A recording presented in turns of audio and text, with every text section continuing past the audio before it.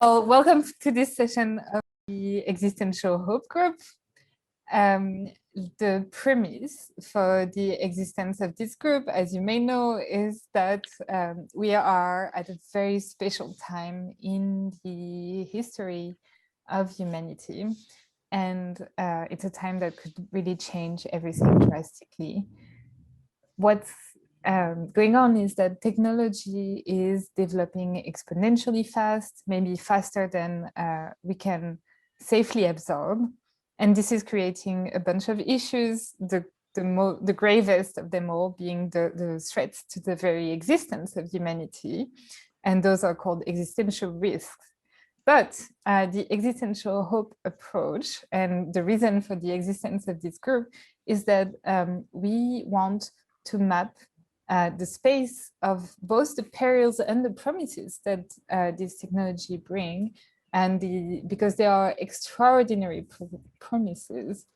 And so we look at visions for the future, positive vision for the future that we want to aim at, to really create, and we aim for this. And so this is really the goal of this group. And this is why I'm really excited that today we'll have our 4 Existential Hope Fellows present their visions for extraordinary future possibilities.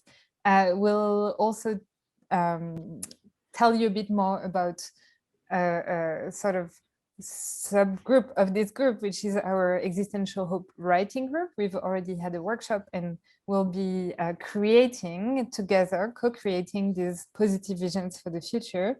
And finally, we'll do a little like community Q&A if you have any questions about how this group works, and I'll tell you about the tools we have for collaboration. I see that maybe not all our fellows are here today, but luckily David is here. So maybe we'll start with you, and yeah, we'd love for you to tell us what is the most ambitious, extraordinary vision of the future you can think of, but first maybe you can tell us a little bit about you and your work and how you came to be a Foresight fellow. Great. So my background is originally in math and finance and reinsurance. And then I decided to go to grad school in public policy because I thought that it'd be good to have a positive net effect on the world instead of a negative one. Since then, I've been looking a lot at infectious disease risk and long-term risks. Unfortunately, when COVID-19 became obviously a big deal, it had been something I had been thinking about a lot. And my first interaction with Foresight, or my first kind of official interaction, was giving a seminar on an idea that since turned into a paper. Outside of that, I've also been working with the Future of Humanity Institute at Oxford. I'm sure many of you know Anders, if not personally, then at least by reputation. And so I co-wrote a paper with him on finite value in the long-term future, which I think is the first part of what I will say about my optimism for the long-term future, which, channeling Anders, people get confused when you talk about long-term and want to talk about, centuries or millennia, and they're thinking small. In the very long term, humanity has potentially tens or hundreds of billions of years in a universe to explore. Now, this is a scale that's incomprehensible to me, at the very least. Talking about colonizing not the galaxy, but multiple galaxies over the course of millions of years. But I think that there's a more fundamental issue, which is kind of my positive vision for the future, and that is, we can talk about spreading throughout the universe, but we'd like the universe to be full of happy human lives, and happy human lives is a very kind of straightforward, intuitive concept until you realize the tremendous variety of human lives that have been lived and that can be lived. We think of happy as, we have our material needs, we have our creative needs, we have our ability to impact the world. There's a lot more, even within, before you get to post-human, which I think is, over the long term, nearly inevitable. Even in the short term, the way that humanity experiences reality is a tiny, tiny slice of what it is that humans are capable of. And I think that my positive vision for the future is a better understanding of what it is that human happiness is, what it is that human happiness can be, and what it is that we want for the future. And with that, I think that there's both a great chance for people to avoid some of the most concerning existential risks, but also have a vision of the long-term future that's much more expansive and much more wonderful than what it is that we think about. Okay, fantastic. And I guess, do people here have any questions on this vision? There is a question from Steve, maybe in the chat. Actually, I'm going to allow people to unmute because we are. So what Steve had said was humanity, because over the long term, yes, what it is that humans are will change. I think that it's a little bit ironic that that in the in this community there's a lot of focus on post-human futures, because if you were to look at what humanity meant centuries ago, it was so much more limited than any of us are, that what it is that we are now with our augmented brains via Google and Wikipedia, and our augmented ability to communicate across vast distances, and our, these are things that didn't fundamentally require rewiring human brains. I think that that's part of what I meant when I said you don't even need to look at post-human modification to have the idea that the realm of possible human futures is much, much broader than what I think most people are considering, and that has positive and negative parts. Just to flag, I think that there are futures where humans live their best lives as they conceive of them, that we would be shocked and horrified to see that's the greatest good that they can manage. And there are people alive today that certainly have visions that are like that. But on the other side, I think that there's the space is so vast that it's vanishingly unlikely that we've found anything like the best ways to be human. For sure. Actually, something interesting is that so our fellow in artificial intelligence for animal ethics is not here today, but that's another way to think about the future beyond the future of just humanity. So I'll share about the vision, and then we'll take the question from Rick. I saw your question in the chat, but yeah, I just wanted to say a word about Phi, who is not here with us today, but they are our Foresight Fellow in Animal Ethics for Artificial Intelligence. And yeah, they think that so their aim is to build or assist in building a new field of animal ethics that is applicable to sophisticated technologies, especially artificial intelligence, to create a positive long-term future for all sentient beings. And they really think that for artificial intelligence to be beneficial, we can't overlook its impact on non-human animals. And they also think that artificial intelligence will present humanity with great opportunities to make the world a better place for everyone. So their vision that they wanted to share was, I'll read it to you. I would like to see a world where there is no negative experience. Every being's genetic or algorithmic code is modified to ensure that this is the case.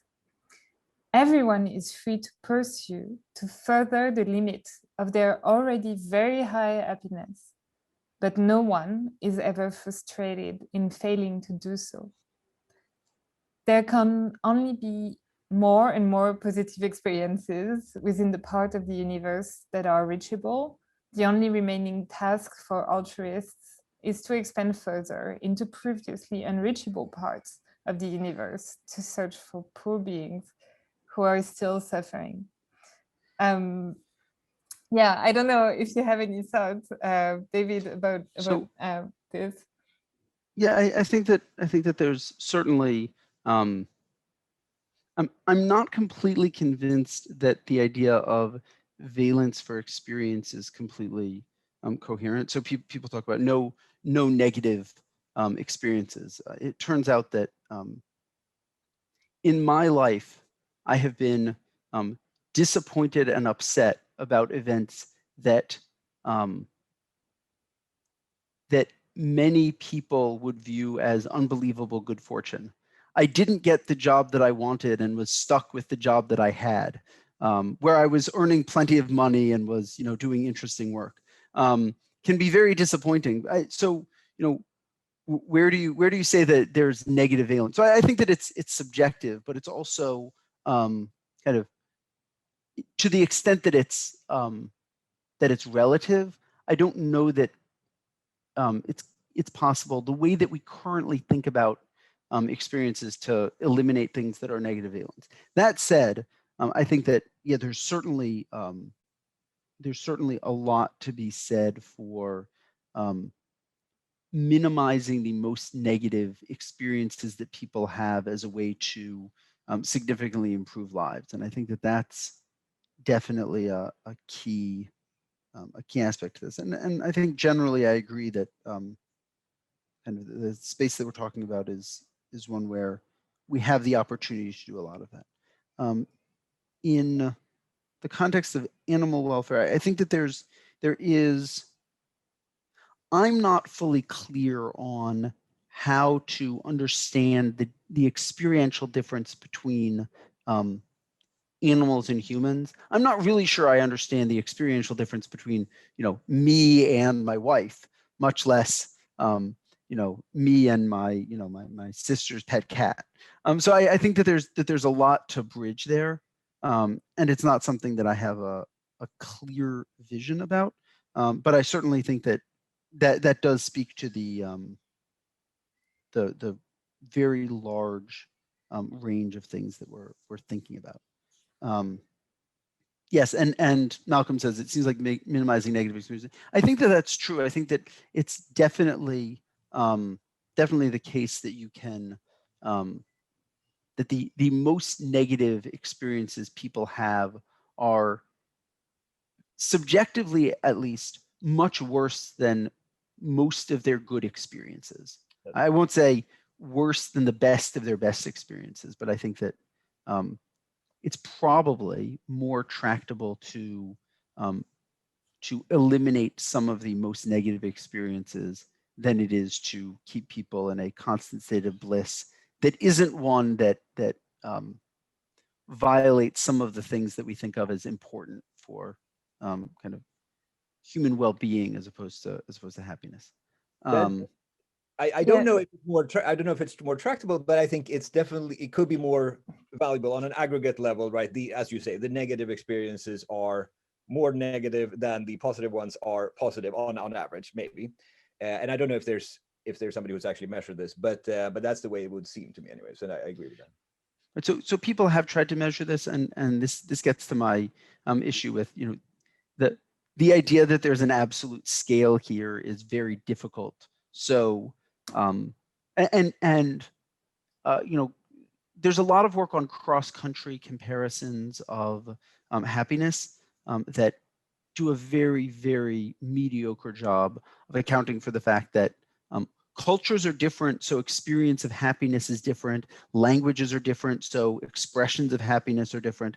So yeah, there's something there, and I think that some of the places where we're discussing are places where we would hope that a kind of better understanding of human experience on a kind of fundamental chemistry, biology, psychology level would allow us to start talking about, you know, are there ways to chemically shift where the, you know, there are people, and I'm a pretty happy guy, but I, you know, I like hanging out with Anders because he's a really happy guy. He's just very positive about things, and I think that there's there's definitely a lot of research on you know, happiness set points, and that's the kind of thing that I think is absolutely within the realm of not post-human but human capability of understanding what determines that and making sure that you know, people have the right experiences and the formative experiences, but also to the extent possible post-formative experiences with modifications to allow set points to be changed. Rick seems to have a question. Yeah. Well, yeah, there's a question for Rick. I also wanted to say on this topic, someone who has thought and said a lot of things about this is David Pierce, who's actually, we had a discussion with him maybe a couple of years ago. I can't remember, when we were still doing real meetings at Foresight. I'm sharing the video here with his manifesto, The Hedonistic Imperative. And I think it's kind of interesting because, which is all about using nanotechnology, neuroscience, genetic engineering to eliminate all forms of potentially unpleasant experiences. And he's also a very strong advocate for animal ethics and rights.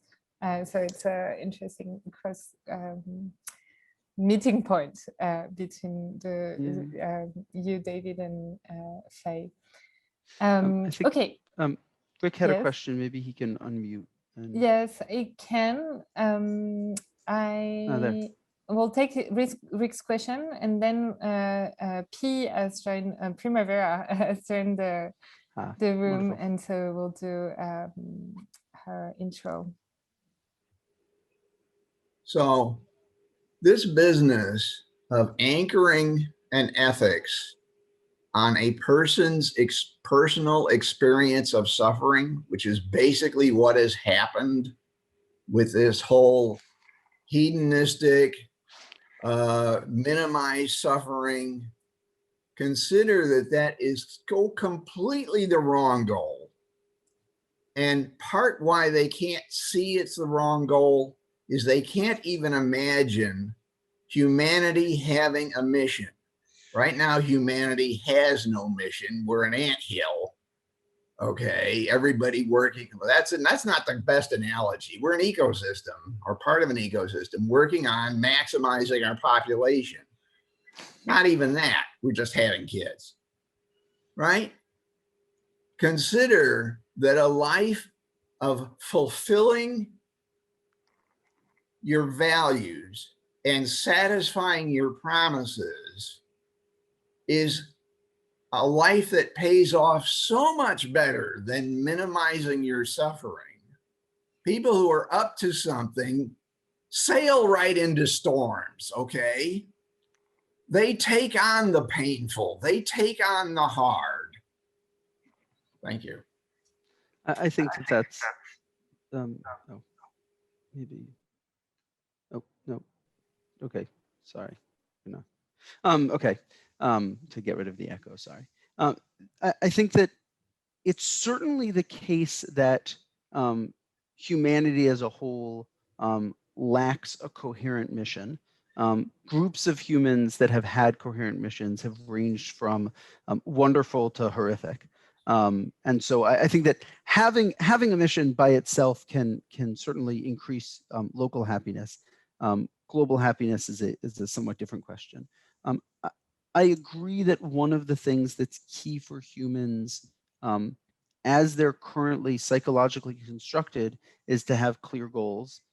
As a human who's constructed that way, I think that that's the right way for things to happen. I'm not convinced that that's the only way to have humans that are feeling really fulfilled.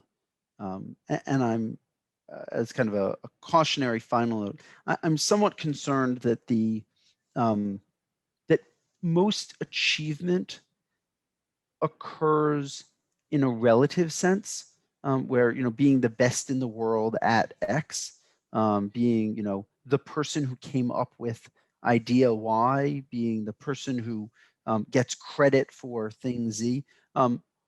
All of those are competitive and therefore to some extent zero sum, which is not ideal.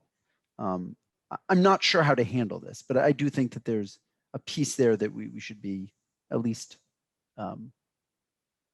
cognizant of. And I think that I'm really interested in hearing from Primavera because she has very interesting ideas. Totally. Thank you for passing the mic, and please unmute yourself, and we would love to hear about you and what you're currently doing, like briefly before you launch into explaining to us what's your vision for a beautiful, extraordinary, long-term future for humanity or more. Yes, that's a very easy task to do. So I'm Primavera, I'm a researcher at the CNRS in Paris, and I'm a faculty associate at the Berkman Center at Harvard. And basically most of my research in very broad strokes is about trying to understand governance. And so I spent a lot of my time focusing on the new opportunities that the digital technologies and the internet have provided in terms of peer-to-peer collaboration and decentralized governance and so forth. And then the blockchain came about, and Bitcoin and Ethereum in particular. And I saw this new technology as like yet another opportunities to try and experiment with new governance structure, which are more distributed and more decentralized and so forth. So I focused most of my research on trying to analyze, on the one hand, how this technology can actually be used as a tool for governance, basically adopting specific technological guarantees into existing institutional framework within the governance of existing communities and so forth, as a way of increasing transparency, increasing the confidence, and mediating some kind of distributed collaboration. So that's like one way of like trying to understand the extent to which blockchain technology can be used as a governance tool or as a regulatory tool. And then the flip side of this coin is looking at the only way in which blockchain technology can actually increase confidence in the functioning and in the operation of governance structures is that the technology itself is being properly governed. And so the flip side of the coin is actually looking at the existing practices of blockchain governance and trying to understand this distinction between like what is codified into the blockchain protocol and then what happens outside, like all those off-chain governance structure and like what are the power dynamics that exist within the decision-making process about how do you change the rules of the protocols and so forth. And so it's kind of this distinction between governance by the infrastructure and governance of the infrastructure. And blockchain technology is just such a fascinating and exciting space to observe because it's kind of this microcosmo in which everything happens in an observable manner. So that's kind of like most of my research has been focusing on this. And then recently I opened a new door of research about institutions and extitutions. And the idea is actually really connected with blockchain technology in the sense that oftentimes there is always this discussion about this debate about shall we institutionalize governance, right? Like when something is not working properly, when there is too much informality or too much decentralization, then the question is like, how do we improve governance? And oftentimes the answer is always, let's institutionalize it. Let's create formal rules and procedure and constitutional constraints and so forth, which is all using the prism of the institutional framework. And what I'm very interested in is actually looking at the way in which blockchain communities operate and govern themselves. There is actually a lot of extitutionality, as in like it's not about creating rules and roles. That's actually like that's the on-chain governance, but it's all about like individual relationship and personal connections and like all those things that actually usually are considered as problematic, but actually if properly crafted could be very powerful. And there is always this danger of institutionalizing too much a particular type of community or organization. And those institutional scaffolding might actually inadvertently or advertently hinder on the functioning and the operation of this institution that is actually what is giving life to the system. And so I'm very interested, like starting from the blockchain technology and the governance of blockchain communities to kind of create like this more theoretical framework of distinguishing between the properties and the benefits of institutionalization and institutional frameworks and understanding the interplay that these have with these more less explored facets of social organization, which are the institutions, and understanding how they operate and trying to combine, because the only way that you can actually have a proper legitimate governance structure is that you have a proper combination of both institutional elements and executional elements. And so I'm now developing with a few fellow scholars this kind of theory on institutions. Thank you, P. And is Extitution your positive future vision for the world, or did you come up with something? How does Extitutions pan out in the most extraordinary future you can imagine? Yeah, so it's like it's difficult to paint. Like I guess, yeah, my vision of the world is more about like a process rather than an outcome. I will not feel comfortable describing a vision of the world in the future, but I would love to describe a process that I think would lead to a better outcome. Yeah, I think it's inherently connected with the idea of basically the basic premise is that we operate a lot today current society around those notion of institutions. And institutions have those very positive characteristics, but they also, because they are closed systems, they also trigger specific dynamics, right? And so it's like you set up a particular structure, but then you have like roles and you have rules associated with that structure, and that structure exists in contrast with other structure, which are other type of institutions. And there is always like this kind of because it's a closed structure and because there is only a limited numbers of roles that can be fulfilled, there is some kind of competitive dynamics that are enacted by the mere design of the structure, because people that want to get a particular role within the institution needs to compete with other people that want to get the same role. And similarly, because the system are closed system, then you have one box, which is an institutional framework, an institution, you have another box, which is another institution, and they compete with each other in order to obtain or manage resources in their environment. When we think, and again, so institution and execution are actually not two different creatures, but two ways of understanding the world, two ways of understanding social dynamics. And so when we start looking at the social dynamics, not through the prism, not through the institutional lens, but rather through the executional lens, then somehow it has a performative effect that also changes the way in which we operate within those social dynamics.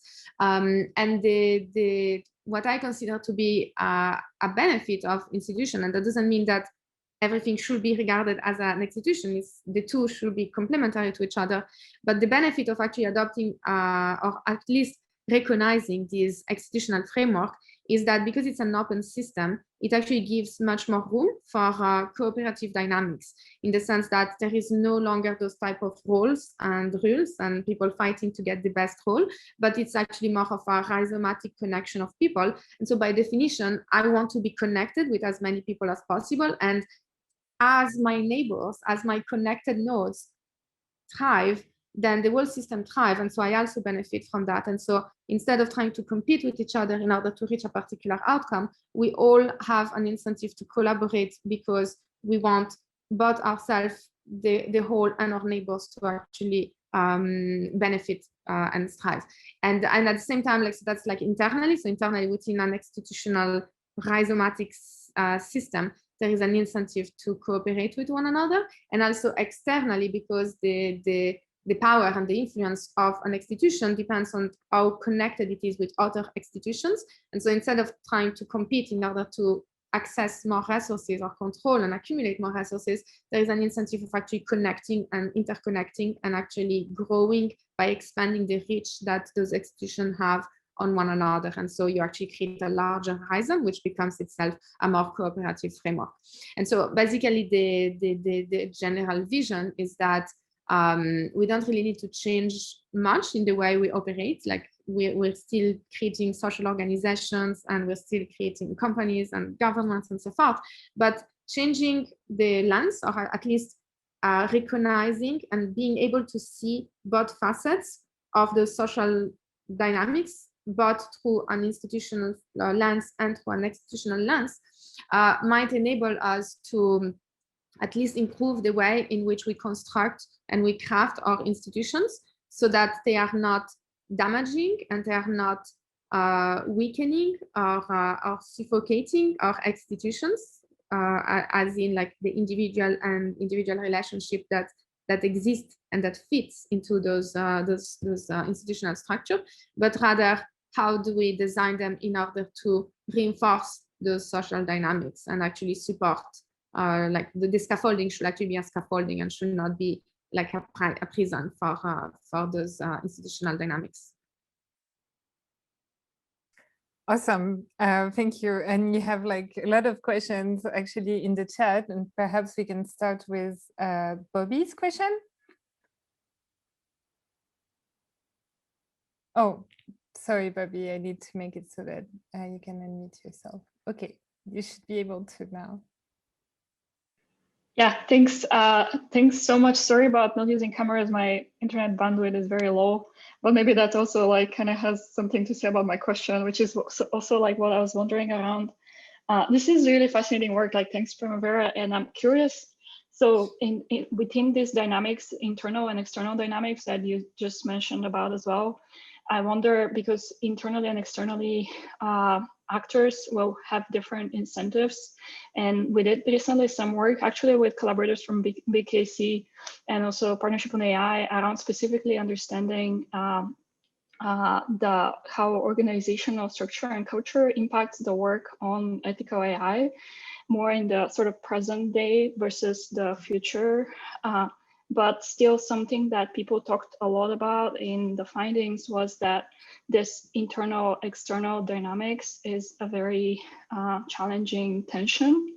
So I was wondering from institutional theory perspective, how in terms of incentives that internal and external actors have that might differ, sort of how does this from an institutional theory perspective help with the alignment between these different actors so that they can cooperate, if that makes sense? I hope I probably understood your question. Stop me if my answer is not compatible. So if I understand correctly, you're asking, like, when within an institutional framework, you always have people that are external to that institution, and you want those actors to sometimes push back towards what the institution is doing, and sometimes also cooperate with that institution, and how to actually create this interface between the two. Mm-hmm.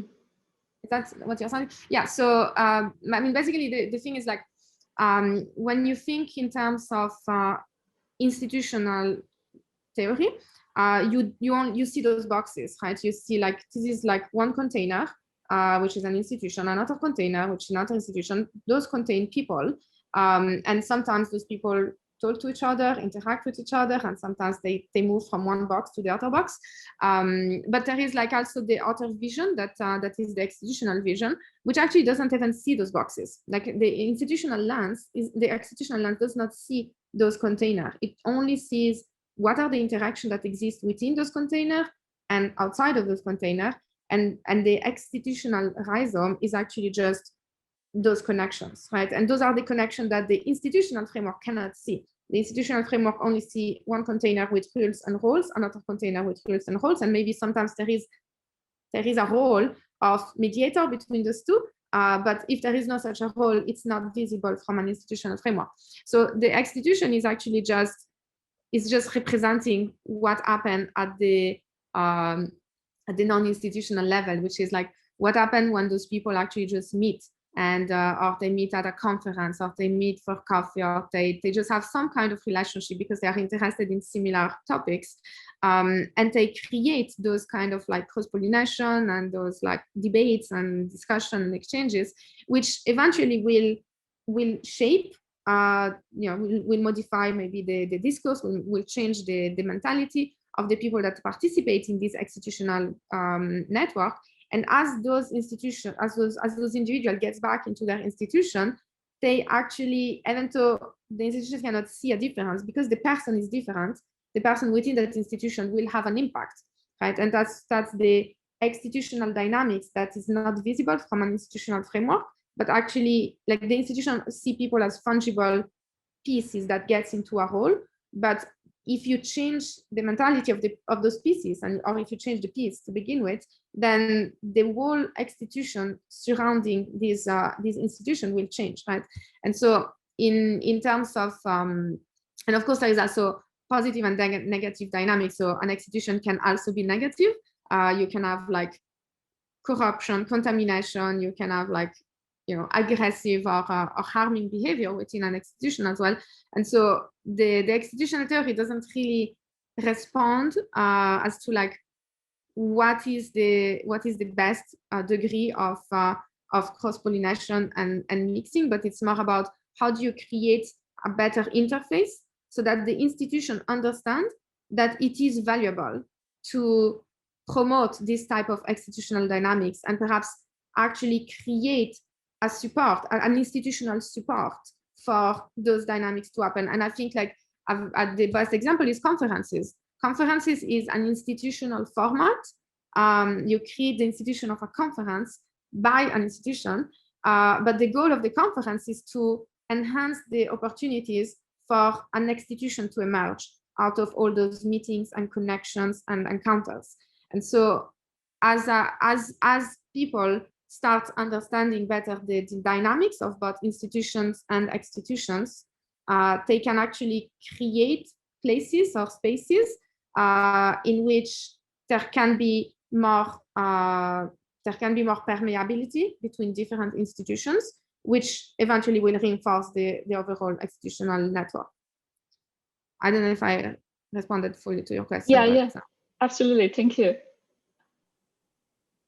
Awesome. And I guess Walt has a question a bit about the existing structure of power and how this interact with the extitutional framework. Walt, do you want to tell us your question? I'm trying to have you unmute. I don't think we can hear you. We can see hear you me? speak. Yes, yes, Yeah. now we can. Yep.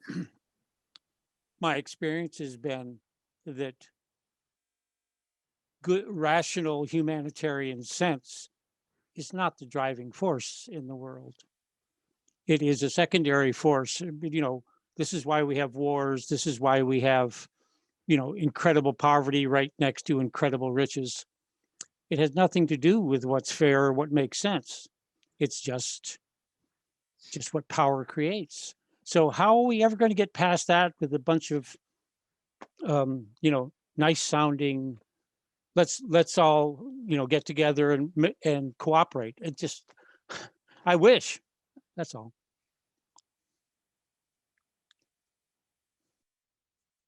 Okay. So it's a super, I hope I understood the question. That's a super cool question. Basically, there's, I mean, and that's the reason I think government is a very good example in which the institutional framework is designed to reduce to the maximum the possibility of extitutional dynamics, because when we think about extitutional dynamics in the government level, we often think about corruption.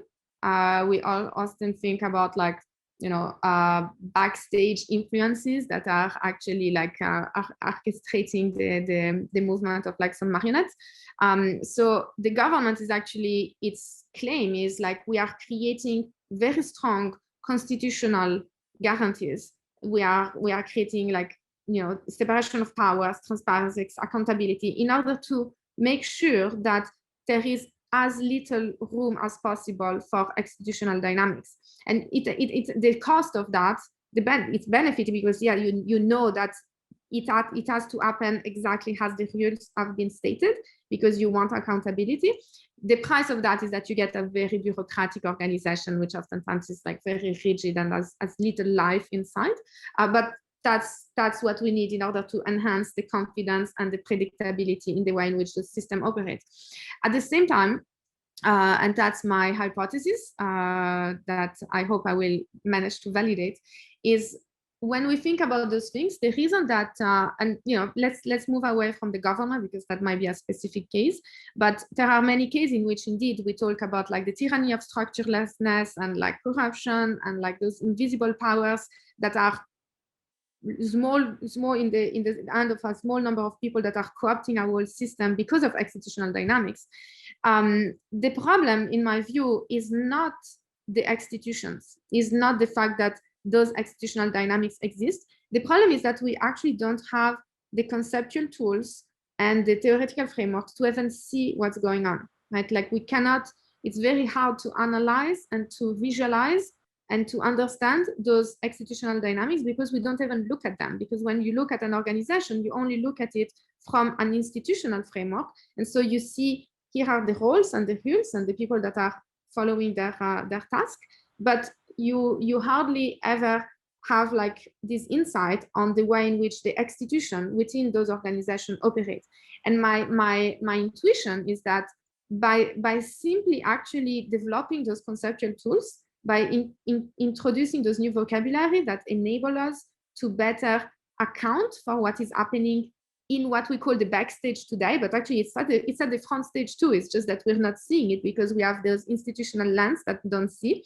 The mere act of actually being able to put those new lenses, those executional lenses, that then all of a sudden it's visible, because we're bringing visibility to it, then we can also fix it. And the reason that many times, not most of the time, but there are a lot of executional dynamics that end up being corrupted and manipulative, is because they know that they're acting in the dark. And if we could shed light on those dynamics, then automatically they will need to fix themselves, because we could now point the finger at them. And at the same time, in the same way as we have like so many theoretical tools and toolkits to improve institution, and like how do we create constitutional constraint, how do we actually make sure that the institution works well, we have very little tools to make sure that the institution works well. And so it's easy that it just goes rogue because we're not looking at it and because we're not attending it. And so the underlying claim, the normative claim around the need of focusing on those executional dynamics is that we actually need to attend those things. And it's not because some of them are bad that we need to eliminate them. Quite to the contrary, it's because they are bad that we need to nurture them so as to be able to fix them, and so that we can actually have a social organization which has healthy institutional aspect and healthy executional aspect as well. Thank you so much, P, for this amazing answer to Walt's question. Yeah, it's really fascinating. I'm really happy to say we got Phoebe Tickell to join us. Phoebe, I'm glad you're here. I think we got another of this US time zone change issue. But yeah, please, I would love for you to tell us who you are, like briefly, and what's your extraordinary vision for the future. It also happens that you work on a very similar project with moral imaginations as something that Existential Hope is trying to do. So I'm super excited for your participation in this call. Thank you for joining. Thanks, Lou. And yeah, I fell trapped to the time change issue. So thanks for the warm welcome. Yeah, so where do I start? So introducing myself briefly. I have a background as a natural scientist. So I was trained as a biologist in all the tools of rational thinking and Western glorified scientific ways of seeing and knowing.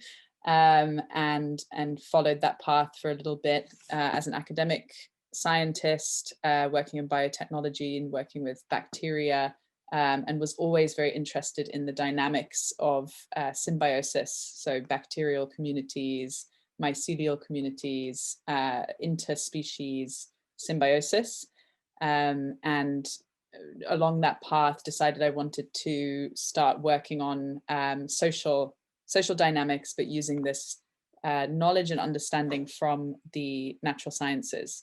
So this led me into systems thinking, complexity, Batesonian cybernetics, and down a path of working in governance for a couple of years, and in particular on decentralized horizontal governance.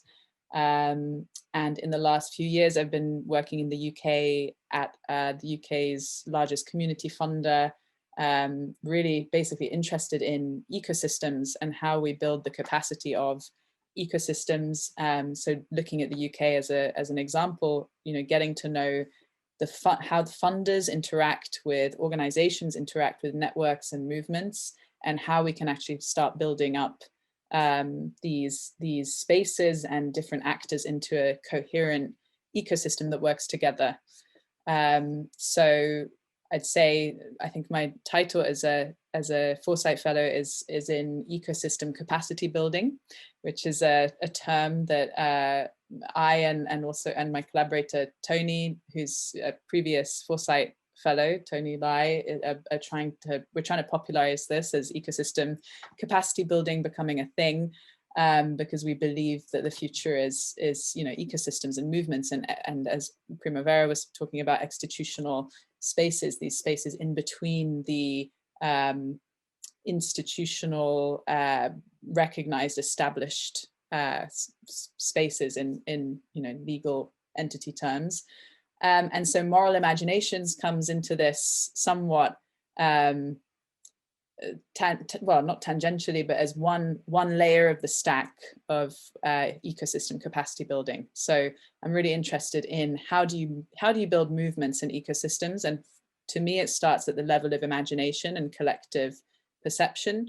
And then once you've established this shared vision and inspiration, and you've imagined together, you can move from there into norms and values, and how do we want to organize together, what do we stand for, and then embed that into the way you organize. So this is where the decentralized or alternative governance patterns comes in, and then also interested in kind of legal engineering and how do you actually shift the code on the level of the law and that kind of governance. So this is, I don't know if this makes sense to anyone apart from myself in my head, because I'm still developing a lot of this thinking and practice, but I'm very happy to answer questions and be tested and questioned, and maybe you can help me articulate things. Yeah, I think of this as a great learning community, so pleased to be here and pleased to take any questions. I guess this is working on overlapping ideas. Great. Yeah, Joy, please tell us. I saw Joy when you said, I don't know if it makes sense for anyone. Joy was like, like seeming that it did make a lot of sense. So Joy, do you want to share a bit on your work?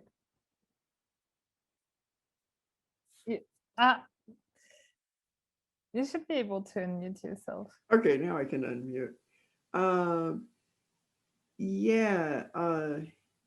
This thing of, so I've been thinking also recently about capacity of ecosystems in particular. So as hunter-gatherers, and before we were even humans, we were harvesters. And as we got technology, we moved into being, that's extractive resource use essentially. And so as we got technology, we moved into mining. And we now have an agricultural system that mines soil and energy, and an energy system that mines things. And we have management styles that mine human capacity and destroy it. And, that destroys capacity as its mining value, basically. So we talk about wealth creation, but a lot of what we're actually doing is not that. And so this idea that you have of ecosystem capacity building is very tightly, it's very close to some stuff I'm working on about we need to shift our thinking from how do we extract wealth from the world and nature and other people to how do we shift all the way over to we're building the good stuff. Let's make the world better than it could possibly be without us humans.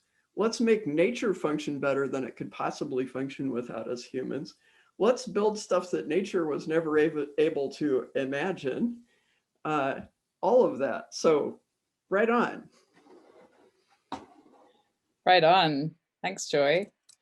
That's inspiring. It actually makes me want to speak a bit more about the Moral Imaginations project, which it does have a lot of really similar kind of energy to Existential Hope, and I love the framing of Existential Hope. I like the unapologetic kind of positivity, optimism. You talk about like hope punk is another framing I really like solar punk and hope punk. And so Moral Imaginations is basically a design lab for developing kind of rigorous practices and exercises and processes that help people empathize with things like the future generations, the more than human world, and the deep time aspects, so kind of ancestors. So it's I would say it's quite a radical project in that, the ultimate dream is to bring these practices that allow people to develop deep empathy with beings that they've never met before or will ever have direct relationships with, through the power of imagination and guided meditations and creative group process. And so we're working with a whole bunch of different ecosystem actors, from funders to communities on the ground. And it's been pretty magical and transformational, going through these essentially kind of rigorous and formalized ritual practices that are kind of adapted to be suitable for, you know, a meeting or for a kind of decision-making process. So I can give an example of one of our practices. People are walked through a visualization meditation where they imagine that they wake up from a nap in the future. So they're waking up and they're sitting in a glass house, and they're surrounded by their friends and family and people, you know, holding champagne. And so you realize that you're in some sort of party setting, and part of the kind of process is to, you know, evoke sense of smell, evoke sense, you know, feelings, emotions. You spot somebody, you know, you feel warm towards them. So there's a lot of thinking that goes into the design of these meditations. And then you look to the right and you see that there's a birthday cake with, you know, the numbers 90, and you realize that it's your 90th birthday party. And as you look out, you know, you spot a little girl that's running around, and you feel a lot of warmth for her. And you're, you know, in the meditation, you're working out who that is, and you realize it's your granddaughter. And she comes over and she says, grandmother or grandfather, you know, like, happy birthday, it's so exciting, I can't believe you're 90, I can't believe you lived through the great pandemic, and, you know, it's so extraordinary how much everything has changed since then, and how incredible the work that you and your friends and allies did during that time. But I know that you also had a lot of challenges, and also that you used to live in a world where, you know, people made bombs and you ate animals as food. And, you know, so there's ways of like coloring it so that you use this like psychological shift of like looking back at the present moment from the future. So it's the past.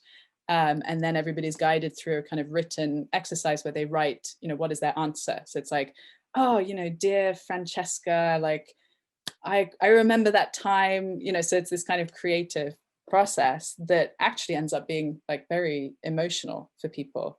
And so I'm really interested in the rigor, a new rigor of feeling or emotion, because we have such good, you know, physical technologies. We've also got really good intellectual technologies, but actually our technologies around feeling and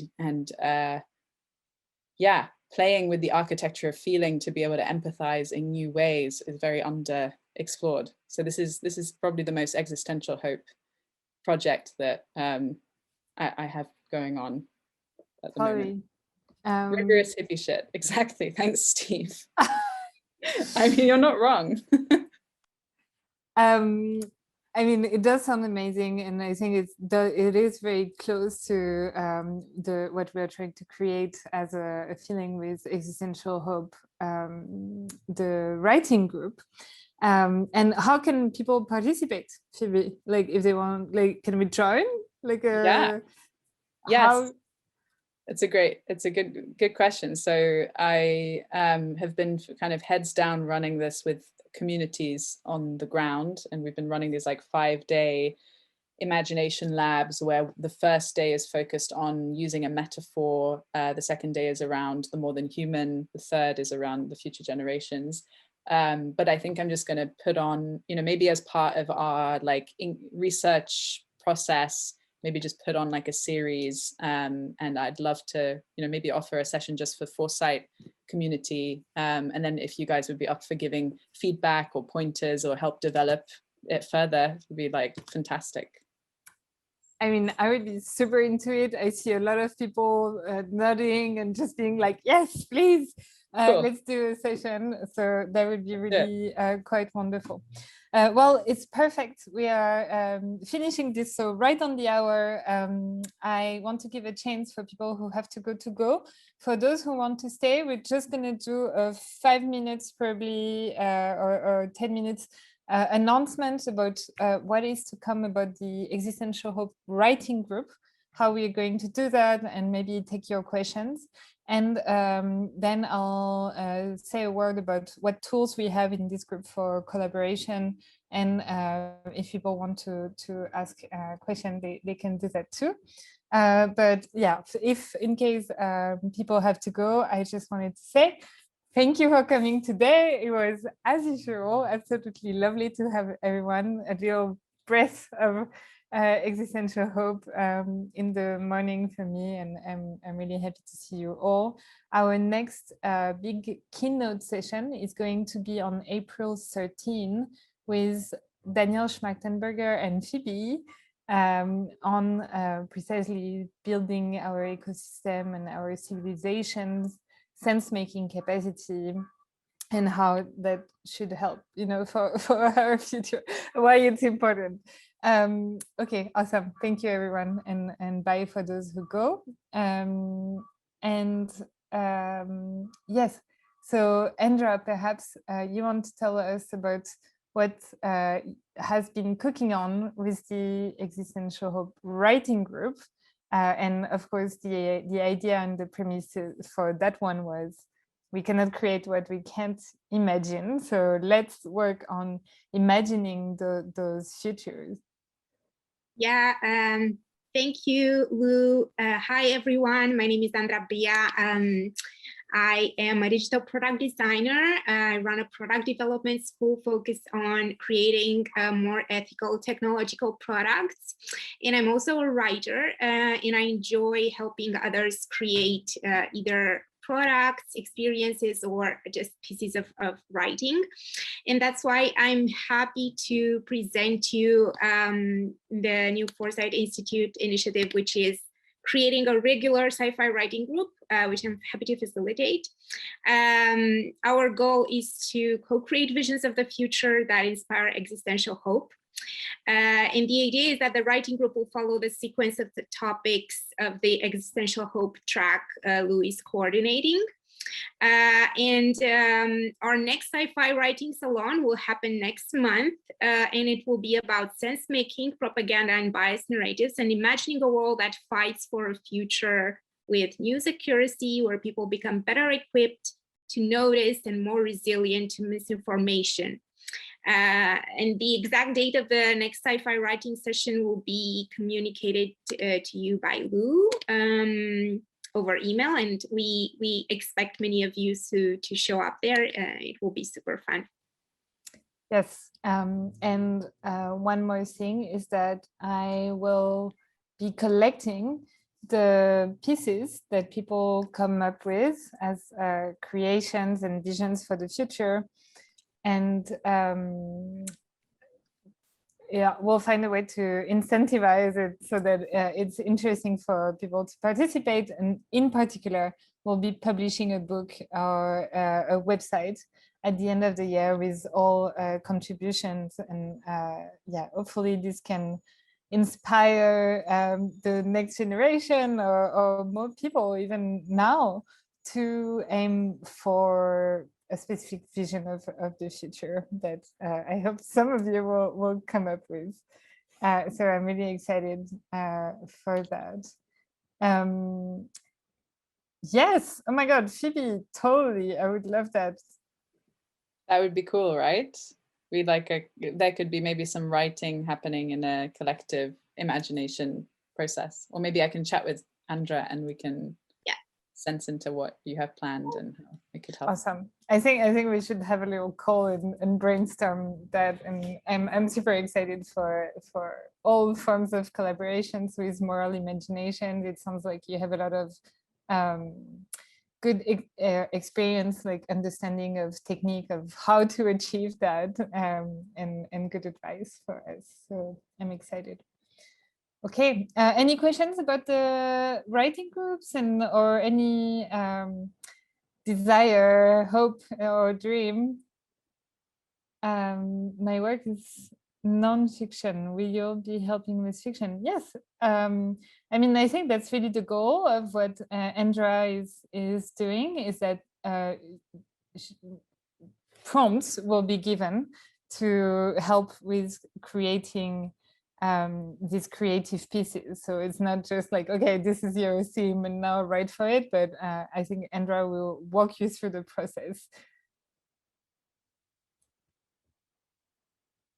right, Andrea? Yeah, that's true. Yeah, we'll definitely help you with prompts and small exercises, so to get you in the mood and kind of like get your creative juices flowing. Okay, awesome. And yes, okay. So if there is, I can take more questions and hopes and dreams on the XHope group. Otherwise, I'll just tell you quickly about the tools we have. So just as a reminder, we have, you can always submit a session if you want this group to talk about like a specific topic, or, you know, I'm always taking keynote speaker suggestions as well. This is meant to be a community, and I really want this to be for everyone to co-create. And so to be able to express what they are most excited about. I'm sharing all the tools for collaboration. So submit a session. Then we also have a member registry where you can express, you know, say who you are, paste any relevant links, but also say what you want from this group. There's a bunch of questions, and you can fill the form either anonymously, so you can give us your anonymous feedback on the group and what you want, or with your name. I am really always so excited and interested to know what you all want, because we are really trying to build this community as a tool for collaboration and cooperation, and to elevate really the work of all of you who are doing quite wonderful and really extraordinary work in the world, right? Like really trying to bring up these positive futures in so many different ways. So we want to be an enabler, and this is in the member registry that you can tell us what we can do for you. Finally, you can also find yourself collaborators and share the projects you're working on with the hiring board or project sharing tool, which is another form where you can just tell us how to plug in and collaborate with you. If you are ever lost, you can find absolutely all the program, the dates of the meetings, the video recordings of the meetings, the member registry, like all the tools I just described are available in this group collaboration spreadsheet, which I just shared in the chat. Yeah, this is it. If there are any questions, I'm extremely happy to answer them. And otherwise, yes, this is all I had to say for today. So you're welcome to stay to chat if you would like, or if you want to get the conversation started. But otherwise, I'm saying goodbye to all the others who will probably hop off. And thank you so much for coming. Thank you so much, Phoebe and David. P already left, but this was really absolutely wonderful to get your vision, super interesting conversations. I feel we could have also continued much deeper into each of your rabbit holes. And so I look forward to, you know, more collaboration this year and like getting deeper into these visions. Thank you. Thanks, Lou. Yeah. Always love these spaces. Well, you're welcome, Bobby. Yes, thank you, Phoebe. Okay, so Anna, can we read any writings from the past session, or does it only get shared at the very, very end? Yeah, I hope so. I hope to build the website during the year, Anna. I did not, so we're just getting started, so we don't have the pieces of writing yet, but definitely. Yes. We do need the help with the website. I would love, do you want to, can you talk? Do you want to unmute yourself, Anna, or? Oh, you can't, I'm so sorry. I thought, sorry. Oh, here you go. Yay! I can speak now. But no, I was just really curious about how that went the first time. I didn't I missed it. I didn't know it was happening.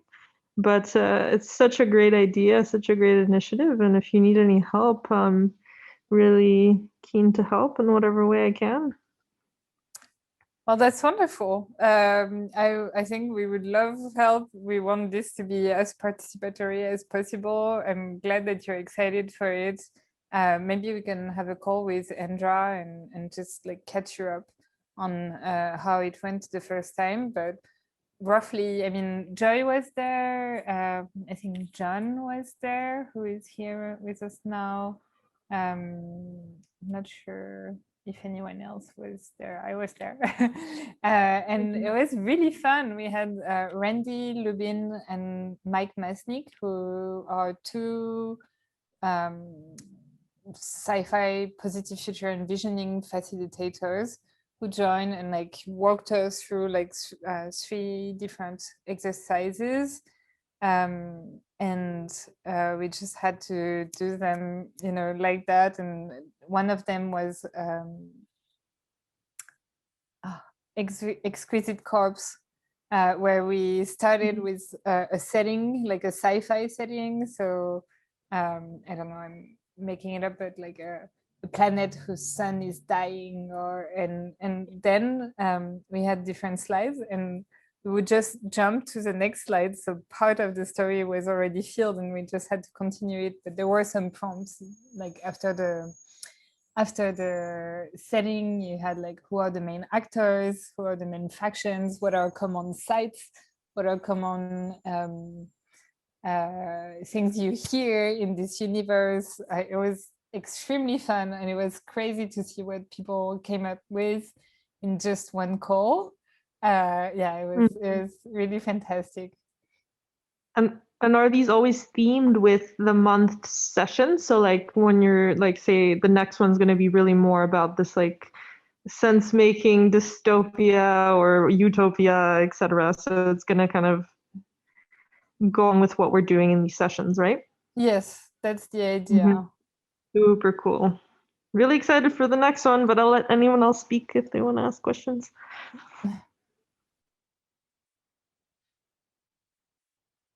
Well, super excited too. Yeah, and let's talk about websites. And now we can probably take this offline, but I would be super excited to think about how this can look like. We've thought about possibilities already with Andra. But yeah. Sounds great. Thank you, everyone. This was okay. Great. Well, thank you, everyone. It was lovely to see you. Bye, Joy.